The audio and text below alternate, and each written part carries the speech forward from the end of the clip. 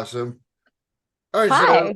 other than you just getting back from a Depeche Mode concert you saw last night, what do you have going on? So I'm a horror writer. I write both fiction, dark fantasy stuff, and I'm a comic book writer. And I know, Dan, you're a comic book artist as well. So Oh, I awesome. Yeah. yeah, I just had a collection come out from Bridget's Press in April called They Hide Short Stories to Tell in the Dark. You can see it. And then I'm also the creator and writer for a comic book series called Black Cat Chronicles. No, it's awesome. True tales of horror narrated by a black cat. It's kind of a la Tales from the Crypt, but all the stories are true and they're narrated by this kind of ethereal black cat that takes the reader through each of the stories. The truth in they actually happened, or the truth Yeah, is in, oh, yeah. yeah. So the first one, this Greyfriars Cemetery, takes place in Greyfriars Cemetery in Scotland, and it's a super creepy gothic old cemetery that's got lots of hauntings. They had not one but two exorcisms that failed in the cemetery grounds. Like it's amazing the stuff that you find out there. That's true horror. I mean, it's just Well, mind I've been to blowing. Scotland like 7 or 8 times. Scotland's mainly Yeah, Edinburgh. I love Edinburgh, but it's awesome. It's like the architecture. It's just the feel of the place. yeah, ancient. Lots and lots of horror stories can be found in Edinburgh. I remember when I first got like the first time I went there, I was like, one, I've got to go see Loch Ness. Yeah. And two, I didn't even know this was available, but I had to take it once I heard about it. They have it's called a City of the Dead tour. So supposedly they built Edinburgh and then they decided to rebuild it. So they just built the new Edinburgh over top of the old Edinburgh. So the underground city it'd just be like raw chambers or whatever, and those are back in the days when they didn't have indoor plumbing, so people like just they have a bucket and they dump an excrement outside, so it'd be running down the sides of the road, but it'd be trickling down into that like city below. So like all the social rejects and stuff would go to that city below, and then, meanwhile they have live feces like running down their Yeah. walls. There'd be rats, and like they have the narrator that tells all these fantastical tales because they're Yeah. just like blank rooms that you're wandering through.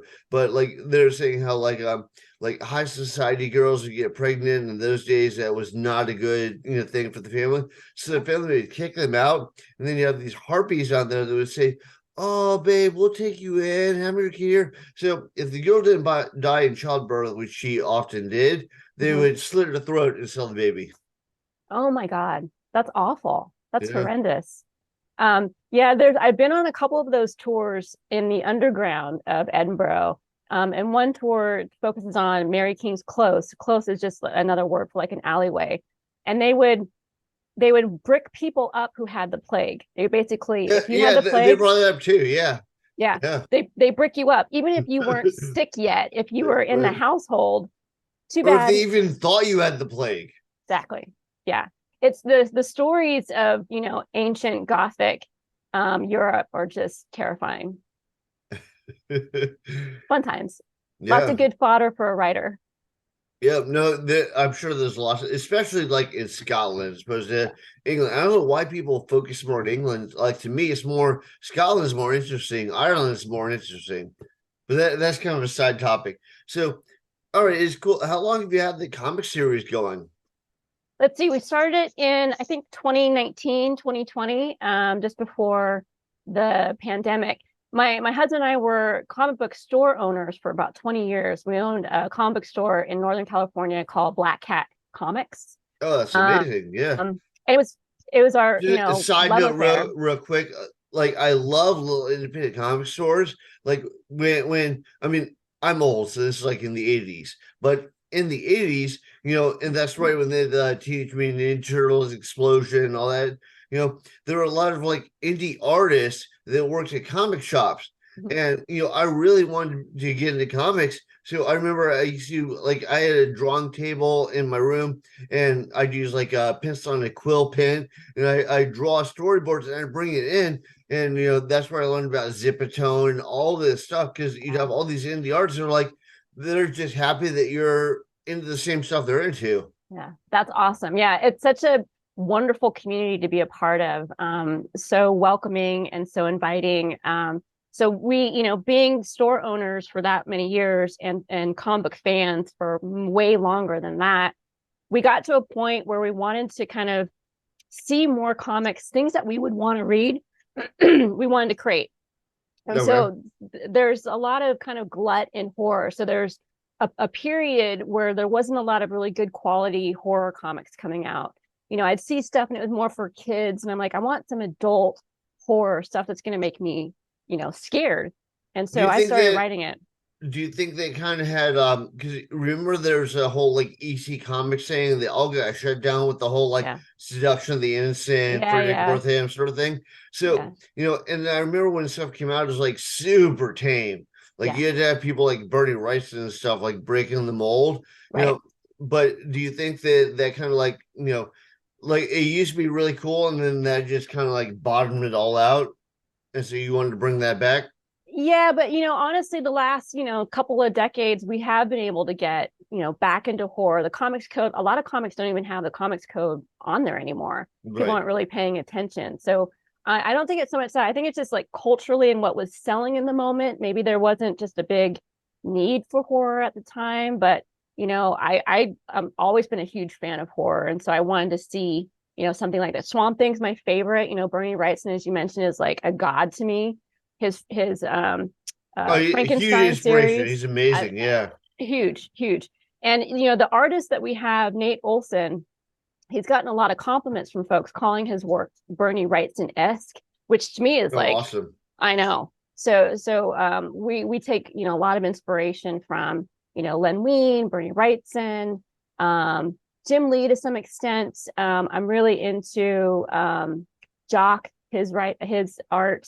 Jim Aparo, love. My favorite Batman is Jim Aparo. Sam Keith, creator of co-creator of Sandman. I'm sure all these people don't know it, but I know all those names. I know you know. I'm like, oh, the Max, okay. Yeah, of course. My absolute favorite art team that was on the Alan Moore interpretation of the Swamp Thing. So it was the Steve Bissett, John Talbot. I think John Talbot is horribly underrated. Yeah. And a lot of times, like when I put my art out there, people are like, oh, I see you're heavily inspired by John Talbot. So, but I remember Steve Bissett liked my art. So that was a huge compliment to me. But there were some amazing, like Al Williamson, there's some really, like, you don't see people like that anymore. No. And there's a real great kind of golden age of artist creators right now. We've got a lot of, as from a writer's perspective, Tom King, he can't do anything wrong. Everything he touches is just magic gold. So I love reading anything by him. And his art partner, Mitch Gerard, is just also absolutely stunningly amazing.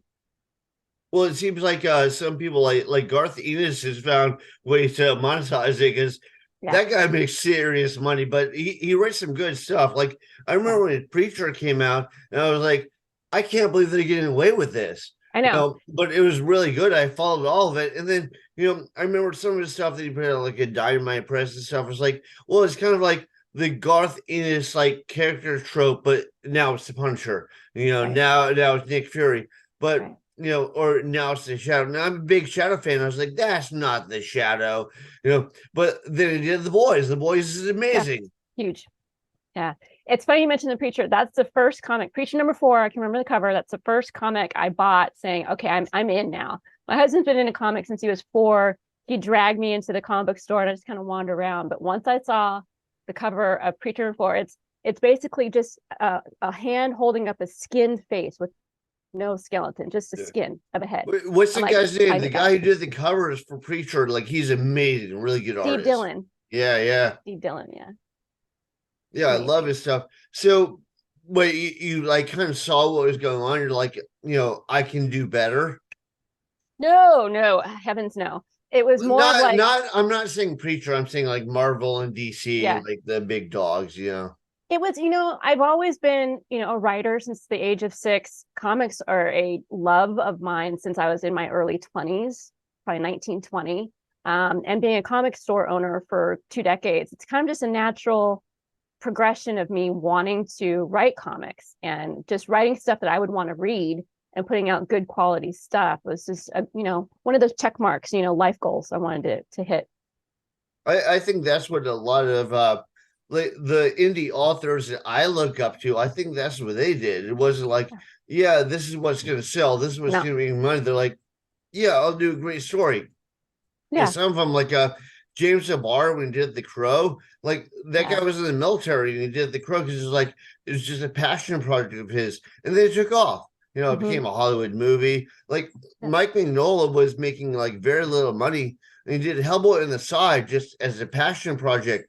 And then, of course, Hollywood came calling, and he made so much money. He doesn't even really do interiors anymore; he just did covers. Yeah. But I love his art; he's great. But all right, so let's start talking about other because I can talk about comics all day. Me too. So let's go back to what you're writing. So you're doing the comic book series, which I didn't even know. I knew that you did horror stories, and obviously that's kind of what this podcast is geared towards. So that was awesome. But I think the comic book angle is awesome as well. But let's talk about your stories. So what have you got going on with the stories? So my collection, they hide short stories to tell in the dark. There's 13 tales, each of them uniquely different, focused on a different monster. So it's kind of my love letter to horror tropes, to different monsters. So there's like a witch story in there. There's a vampire story. There's a werewolf story, clown, Wendigo, as many as I could cram in there. Yeah. And so it was I think a lot of people don't know who the Wendigo is. Well, they hopefully will after they read my book. Right, that's true.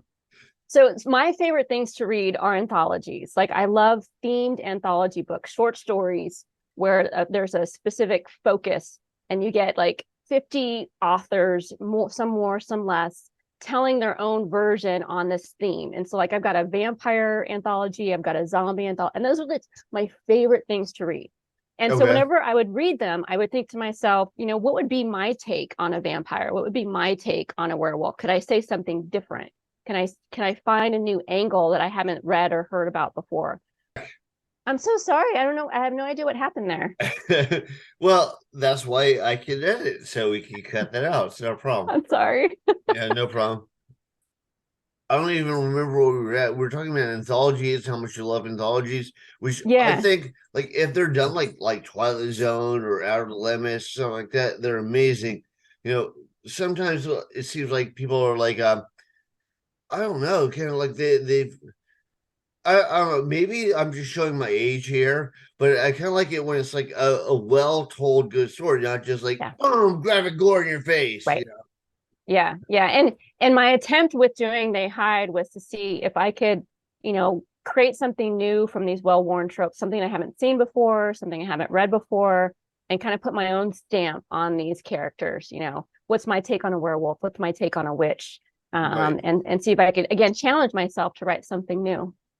Well, I think that having like a unique approach, like kind of like I kind of do the same thing where it's like I'll read stuff and I'm like, how would I approach that? But I think that's good because like a lot of people, like for instance, when like Frank Miller or Alan Moore came out with Watchmen, and like all of a sudden everything had to be dark. Yes. So, then you had like stuff that was just like kind of middle of the road. All of a sudden, they're killing people and they have drug problems and, and whatever. It's like, okay, is that a good story or are you just doing that because that's a popular trend? So I think telling good stories is really what's important. Because the thing is, when it's just a popular trend, it washed through. That's what happened in comic books. Is like, everything got dark for a while, and then people get tired of it, so then they move on to something else. But it's all inspired by something that was good originally. Right. Yeah, it's funny you say that. That's our tagline for our comic book series. It's like, good story, good art. That's it. That's our goal. Right. Yeah. That's the way it should be. I mean, unfortunately, you get the whole mercantile process going, and then people get their own ideas. But all right, so your book is short stories, and your comic is what? It's like they're real events, but told by a crow, a black cat, or a black cat. Yep. So right now I'm working on the 4th issue. So there's 3 that are published out right now, and they're all self-contained issues. So they're all standalone. So the first story takes place in that haunted cemetery in Scotland. The second one takes place in a town in Alaska that goes missing overnight. And then the third is some weird, strange stuff that took place in Antarctica before, during, and after World War II. And then the fourth issue I'm working on That's awesome. Yeah, there's so much like mystery about Antarctica, everything from like the Thing and like there we go. kind of see it. You kind of see it. Yeah. It's a creepy place. There's forms of gigantism with certain sea monsters down there, things that you see all over the world, but are like 100 times bigger in Antarctica. There's stuff with aliens. Like, I could go on and on. So with each of these stories, sorry to interrupt you quickly. Yeah. At one point, like the pole shifted a little bit, so there's actually there are whole forests there and animals, right. And then all froze again. So there's a frozen wasteland of a tropical forest underneath.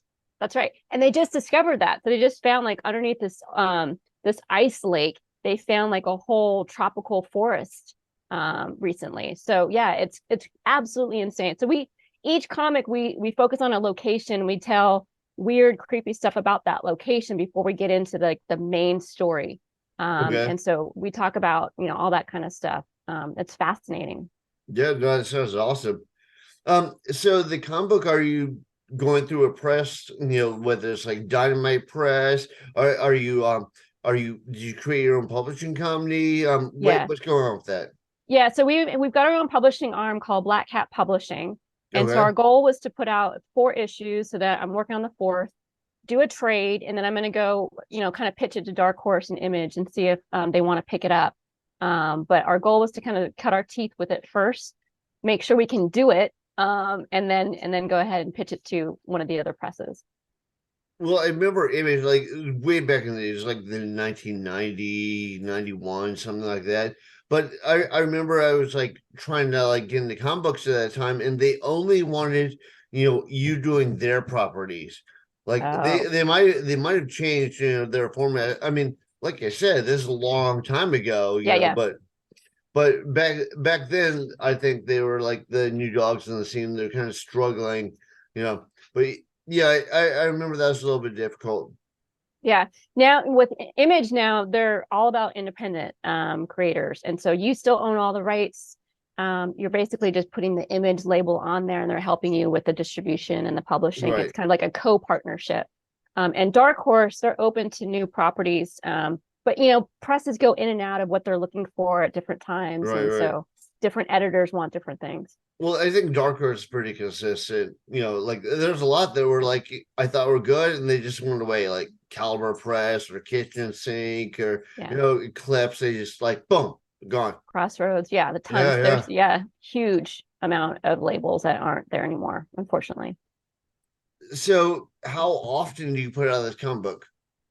Well, because it's self-published and we do Kickstarters for them, they're about once a year, to be honest with you. Okay. It takes a long time because the art's pretty intricate. It takes me about 3 months or more to research the story before I even start writing it. And then because they're realistic stories, our artist is a very realistic style, and so he spends a lot of time with the detail. So it's not something we can crank out, every month. That's why we've been waiting to get, all 4 issues done before we put out a trade. Right. Well, that was one of the big problems with like I think Marvel and DC. Like they had like these amazing talents working for them, and they were demanding stuff on like a rigid schedule. Yeah. There's no way someone that does the detail of like John Tolman could match up with that level of detail. Because I remember I interviewed with DC a long time ago, back in the 90s. But I interviewed with DC. They want 24 pages a month. Yeah, that's insane. It's insane.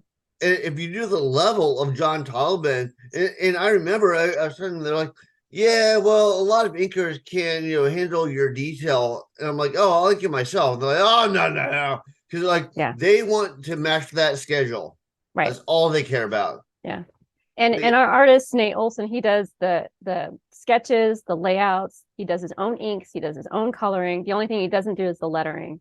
So he does it all. Does he paint the covers as well? Yeah. Okay, awesome. Yeah. And so what's the official name of it? Black Cat Chronicles. And each one is like a new story of the Black Cat Chronicles? Yep. There's Greyfriar Cemetery, There's Alaska's Port Chatham. There's Invasion Antarctica, and the one I'm working on right now is Portland Underground. Okay, awesome. And where can people find this? Like it used to be like way, way back in the day, like you'd have to go to like 7-Eleven, and then all Right. these comic shops sprang up, and Yeah. then you'd go to your comic shops, Yeah. So now would it be like mostly you'd find it at comic shops? Yeah, so there's a couple of comic shops, mostly in Northern California, that are carrying it because we're not distributed by Diamond or Lunar just yet. But they can also find it on Comixology or Kindle or Amazon for the online version, or just black-cat-publishing.com. We've got hard copies that we can mail out to folks. Uh, do you do a collected anthology like the first 4 issues or first 3 issues or whatever? Yeah, that's what's coming. As soon as I'm done, it's taken me a little while to get the 4th issue done. But as soon as that one's done, yeah, probably in Q1 or Q2 of 2024, we'll have the trade ready to go. Okay, awesome. Are you gonna do like eventually like an omnibus or something like a big like hardcover edition? It depends. It's taken, to be honest with you, it's taken a lot to get these 4 issues out. It's a labor of love. It's a lot of hard work. It's really expensive. And so omnibuses, you're talking like have 50 issues or something in there. I don't know if I can go that long. I would love to, but I would need to be able to like quit my other 10 jobs in order to focus on it. All right, so do you focus more on the comic book stories or the short stories? Or are you doing both, or they're just all like kind of what you're in the mood for? It depends on my deadlines. Okay. So whatever needs to come first. So right now, again, it's the comic. So that's been taking up a lot of my time. But I'm also, I do look at submission calls. I just had a short story get picked up by an anthology recently. Just had a short story come out from another anthology called Under the Stairs. We've got another one coming out for an anthology called To Hell and Back that's coming out next year. So I'm still dabbling and trying to submit my work, different places, different outlets while I'm still working on the comics. So kind of simultaneous, I guess. Do you think you go more for like the? It sounds to me like it's kind of like that old like Tales from the Crypt style approach, as opposed to that like inner play face splatter. Yeah. Yeah, 100%. It's more of the creepy, more Twilight Zone-y, as you mentioned, storytelling. And that's kind of how I like to write too. I'm not really about splatterpunk or a lot of gore. I mean, there's some gory stuff in my work, don't get me wrong, but my focus is always more about story and character and setting and plot. And if it needs to be gory, it is. To me, that creates more impact. So when you have the gore, if it was built up, you're like really shocked. Right. As opposed to like if it's just interface from the beginning, you're like, all right, Yeah. What's the buildup? Like, why do I care? Yeah, exactly. You got to make the reader care. So do you have a Amazon authors page for this stuff? Do you have a website for this stuff? How can people check it out? Yeah, so all of my stuff's available on francescamaria.com. They can find everything I write there. There's a link to my Amazon author page there that's got most of the stuff that I've done, as well, different anthologies I've been in. So all that's on my website. Okay, they go to the Amazon to get the comics? Yeah. Okay. So I know you mentioned Dynamite. Like Dynamite, I remember used to be the big dogs. I don't know if they're still the big dogs as far as distribution. But they were at one point, right? Yeah. Yeah. I mean, they're still alive and doing well, but they're not, I wouldn't even call them in the top 4 anymore. Wow. Yeah. Well, I haven't paid attention, so I don't know what they're up to. But so you have it like available on Amazon, and they can order it off your website. Yeah. And you have how many books you have out? Do you have one book out? Do you have more than one book out? Yeah, I've got my one book out, my one collection, and then I'm in a bunch of different anthologies. So I'm in like 3 other books, but I'm not the primary author. I'm just one of several authors in those other books. So the one book that you have out, is that available on your website? You get signed copies or whatever? Yeah, you can get anywhere. So bookstores, Barnes and Noble has them. They hide short stories to tell in the dark. Local bookstores. I just did a bunch of Barnes and Noble signings for spooky time for October. So Barnes and Noble has them, or you can ask them to order it. But yeah, it's available worldwide. Okay. And what formats is available? Like, is it Kindle? Is it hardcover? Is it paperback? Is it audio? So audio, I've got the audio book up, paperback, and Kindle. Okay, awesome. And that's all on Amazon. What about like Barnes and Nobles and Yep. Smashwords and all that stuff? Yeah. Yep. Barnes and Noble. You can get it from Apple Books. You can get it on Audible. You can get it basically where you get all of your books. You can find my book there. Okay. And do you do into the social media to promote that stuff, like the Yeah. TikTok or like Instagram or anything? Yeah. Like, I remember Jeff Stern has this awesome thing on TikTok actually, where like he did a rewriting of Attack of the Killer Tomatoes. So he's like holding it, getting pelted by tomatoes. That's awesome. Yeah, no, Yeah. So, as an independent, author, you kind of have to do all that stuff. right. And so I'm on TikTok. I'm not on Twitter anymore. I'm on Threads, Instagram, Facebook, Blue Sky, and my It's not handle. Twitter anymore. Now it's X. Yeah, whatever. But my handle on all of those is Writer of Weird. Okay. And I think as far as like promotion, like back in the day, like whatever the big company hired you, they did the promotion. Now they don't even do that. Yeah. So I'm published through, my book is published through that they hired a small independent press called Bridget's Gate. And okay. so it's more of a partnership. And so they've got a publicist that they hired to help do, things like this, set me up on podcasts and things. But I also, I'm a squeaky wheel. So I called local bookstores and say, can I do a signing? And do you carry my book? And I go to libraries and talk about horror. And so I'm also out there. No, I hear you. I think you definitely, that helps. Yeah, Like I go to to the free lending libraries and put copies of my book in there and stuff. Yeah, of So course, why not? yeah, but you can see that people are really involved in their project. They're not just like trying to make money, because I noticed like there's some people I'll talk to and they're like, well, this seems to be the market now. It's like, okay, well, that I'm not interested now, because like if it's a passion project, you're probably going to get the best. Yeah. It's never been about money or accolades or anything like that. Like I just needed to write this book. It was one of those things where during the middle of COVID, when I started writing it, I didn't want to die with a book in me. So I needed to birth this book and then I could die and be like, okay, check that mark. I'm done. So it was really one of those things where I just had to do it, regardless if anybody else would read it or not. It didn't matter. I had to write it. Yeah, no, I hear you. I mean, I had brain cancer, and I had the same thing going through my head. It's like I've got to get the story out. I've been working this story forever, and then when I had brain cancer, I was like, oh fuck, I'm going to die without getting the story out. So. But yeah, it's the same thing. It's like, but I think that's a good impetus. Like that's where you get the stuff like the James Bar Crow or like the Sam Keith, the Max, or the all the independent projects that really like make you go, wow, look how good how unique that is. Yeah. I'm a huge fan of Neil Gaiman. Like I worship at his altar. And he's an amazing author. Amazing. Yeah. And he does this interview. He talked about when he was in the middle of writing Sandman, he was on an airplane and there was a lot of turbulence. And he's like, I can't die without finishing Sandman.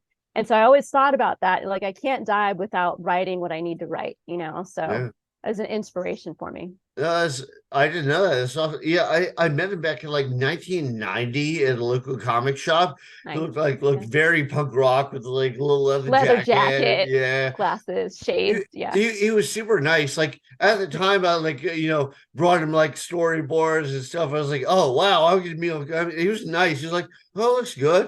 I was like, oh, did you get a job? It's like, well, of course, nobody's gonna hire you at that stage. But no, he's really nice, and I think his writing has only gotten better. Like you look 100%. At his first stuff, it was good, like American Gods, but then you look at like his latest stuff, and you're like, he's such a fluid writer now that I mean he could be writing about the wall and still be good. Yeah. He's absolutely amazing. And his masterclass is great on masterclass.com. It's phenomenal. Okay, awesome. So, all right, we I think that we covered everything. Do you have another project you're working on, or that's what we have out now? Yeah, I've got a couple of things in the hopper. I'm working on another collection right now. Title is TBD, but it's the theme of that ties everything together is like strong female villains and female protagonists. But I don't have a title worked out yet. So that's hopefully coming next year. Is that a personal project you're recruiting other people for, or is that something you're a part of already? Yeah, it's going to be my own collection, so it's just mine. But I'm also thinking about doing an anthology, like a Black Cat anthology, given that we're Black Cat Comics. Right. And so I'm thinking about opening that up to just have stories about Black cats. And so that might be in the works for 2024 as well. And that's where I would open submissions for other authors to join. Okay, awesome. So if somebody wants to get a hold of you or they want to send you something, what's the best way? Yeah, just my website, francescamaria.com. Okay. All right, awesome. And do you have anything else that you want to promote? Anything else you want to tell everyone else about? I can't think of anything. I think we covered it all, but I can't thank you enough. This is such a fun conversation. It can talk about comics forever. We could be here for the next like 4 hours just talking about easy. animated comics. But Easy. yeah, thank you very much for doing this. I appreciate it. Thanks And for having me.